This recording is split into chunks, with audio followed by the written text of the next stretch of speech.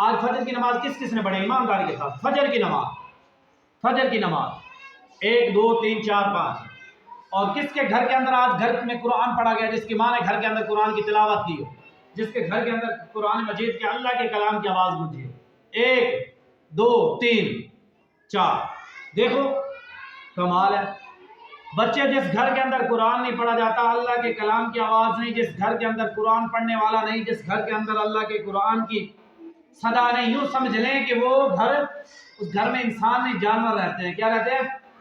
کبھی جانوروں کو دیکھا ہے کہ وضو کر رہے ہو، ٹویل پہ جا رہے ہو، چلو موٹر پہ تو وضو نہیں کر رہے، ٹوٹیوں پہ ٹویل پہ جا رہے ہو یا نہر پہ جا رہے ہو، وضو کر رہے ہو، نماز پڑھ رہے ہیں، قرآن پڑھ رہے ہیں، جانوروں کو دیکھا ہے؟ اب اگر ہم نہ نماز پڑھیں قرآن پڑھیں تو ہم اور جانور میں کوئی فرق رہ گیا؟ ہمارے اندر اور کوئی جانور میں فرق ہے؟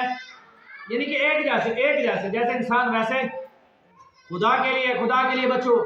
آج ہمارے گھروں کے اندر دیکھیں، دنیا کے دیکھیں کہ پیسے ختم ہو رہے ہیں نا، تو ہم اس کی فکر کرتے ہیں، یار میرے پاس 5,000 تھے، 10,000 تھے، پیسے ختم ہو رہے ہیں یار، اور ہو جائے، ضرورت پڑے گی، پیسوں کی ضرورت پڑتی ہے، جمع کرتے ہیں نا، یار پیسے ختم ہو رہے ہیں. اب یہ نہیں دیکھتے، اس کی فکر کر رہے ہیں، یار گاڑی خراب ہو رہی ہے، اس کی فکر کر رہے ہیں، یار کپڑے خراب ہو رہے ہیں، موبائل خراب ہو رہا ہے، یہ خراب ہو رہا ہے، اس کی فکر کرتے ہیں نا بچوں.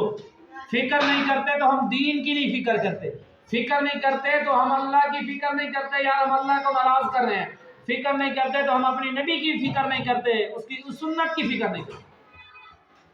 دنیا کا نقصان ہو رہا ہے بتاتے ہوئے کریں، یہ نقصان ہو رہا ہے، یہ نقصان ہو رہا ہے، یہ جا رہا ہے، لیکن نماز کا، قرآن کا نقصان ہی ہمیں نقصان نظر نہیں آتا، یہ ہمیں نقصان ہی نظر ہی نہیں آتا، ہمیں کبھی غور ہی نہیں کیا. اور خدا را بچوں، اور دوسری دنیا کے لیے تو ہم ہر کام کرتے ہیں، سیکھتے ہیں، اس میں شرم محسوس نہیں کرتے، دین کام سیکھنے کے لیے ہم شرم محسوس کرتے ہیں، اور دنیا کا کام سیکھنے کے لیے ہم استادوں کو ڈھونڈتے ہیں، ان کے پاس بار بار جاتے ہیں، بار بار مشورے کرتے ہیں، اور دین سیکھنے کے لیے کہتے ہیں کہ مولویوں کا کام ہے، جب ضرورت پڑے گی تب سیکھ لیں گے. اور نہیں بھائی، اگر دین سیکھیں گے تو دین ہماری زندگیوں میں آئے گا. دنیا کے کام سیکھتے ہیں تو اس سے فائدہ ہوتا ہے نا، اگر دین سیکھیں گے تو فائدہ ہوگا، دین سیکھیں گے تو دنیا میں فائدہ ہوگا، دین سیکھیں گے اس پر چلیں گے تو آخرت میں فائدہ ہوگا. آج ہمارے ماں باپ ہمیں ہر کام سکھاتے ہیں تو سکھاتے نہیں تو دین نہیں سکھاتے.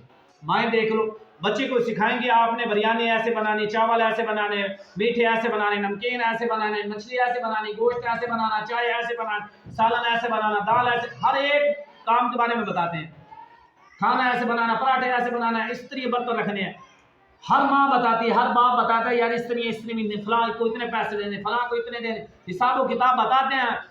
باپ اپنے بیٹوں کو، اولادوں کو بتاتے ہیں، ماں اپنی بیٹیوں کو بتاتی ہے کہ استری کرنا. لیکن افسوس سکھاتے نہیں تو دین نہیں سکھاتے.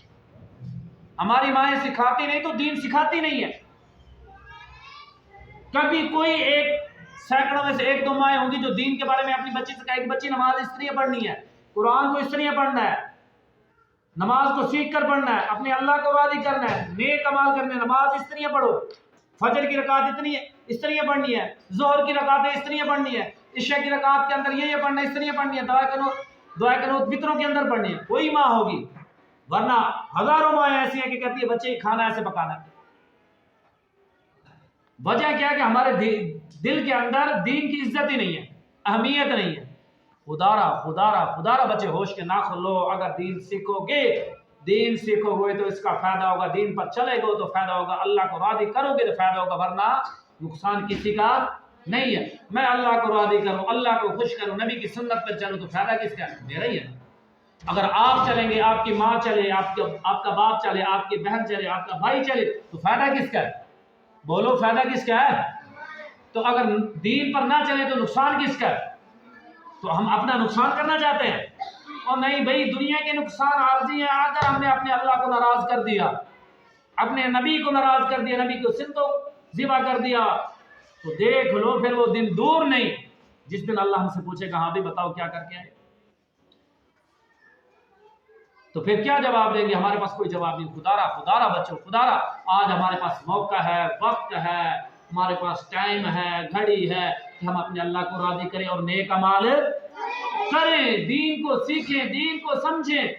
اگر میری ماں نماز نہیں پڑھتی انہیں بتاؤں میری ماں نماز پڑھ، ہمارا نقصان ہو رہا ہے. باپ نہیں پڑھتا، بتائیں باپ کو ابو ہمارا نقصان ہو رہا ہے، ہم نماز پڑھیں. ہمارا نقصان ہو رہا ہے، ہم اپنے اللہ کو راضی کریں. اماں نماز نہیں پڑھے گی اللہ اس کا عذاب دے گا، ابو نماز نہیں پڑھو گے تو اللہ اس پر عذاب، بھائی نماز نہیں پڑھو گے اللہ اس پر عذاب دے گا. کیوں؟ اللہ کا حکم ہے، اللہ کے آگے جھکنا اب اللہ کا حکم ہے. چھوڑ دے سارے کام. دنیا کے نقصان نفع عارضی ہیں، لیکن آخرت کا نفع اور نقصان کے اندر اگر بنانا ہے تو دنیا کے اندر بنانا ہے. اگر آخرت کا نفع بنانا ہے تو دنیا کے اندر اپنے اللہ کو راضی کرنا ہے، نمازیں پڑھ کر، نیک اعمال کر کر.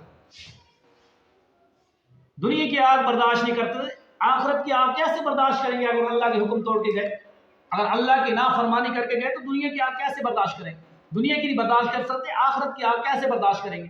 آج کتنی سردی پڑ رہی ہے، کوئی 2 منٹ آگ کے اوپر ہاتھ رکھ کے کوئی رک سکتا ہے؟ نہیں. یہ دنیا کی آگ ہے. آخرت کی جو قبر کی آگ ہے، جہنم کی آگ ہے، اس کا تو دھواں ہی بڑا عجیب ہے. تو خدا را دنیا کے بچوں کی آگ اتنی کھا جاتی ہے تو آخرت کی آگ کیوں نہیں کھائے گی؟ اپنے ماں باپ کو جا کے بتائیں کہ اس کے اندر ہمارا نقصان ہے، ہم اپنے اللہ کو راضی کریں. اماں تو نماز نہیں پڑھے گی، نیک عمل نہیں کرے گی تو تیرا نقصان ہے. ابو تو نماز نہیں پڑھتا، تو کس کا نقصان ہے؟ ہمارا نقصان ہے. تو آپ کا نقصان ہے، آپ اللہ کی نافرمانی کر رہے ہیں، آپ اللہ کے حکم کو توڑ رہے ہیں. بچہ جب اذان لگے فوراً اللہ کے دربار میں اللہ کے حاضری کے لیے سجدہ سے اللہ کو راضی کرے تو پھر فائدہ ہے، پھر اللہ کے فیصلے ہوں گے، پھر دنیا میں بھی فائدہ اور آخرت میں بھی فائدہ. تو اپنے ماں باپ کو جا کے بتاؤ گے نا نمازوں کا، کہو گے نا آج کے بعد میں بھی انشاءاللہ تہیہ کرتا ہوں کہ 5 نمازیں پڑھوں. آپ بھی کرتے ہو کہ انشاءاللہ کہ ہم آج کے بعد 5 نمازیں، انشاءاللہ میں بھی انشاءاللہ کہتا ہوں کہ 5 نمازیں پڑھوں گا. آپ بھی کرتے ہو نا؟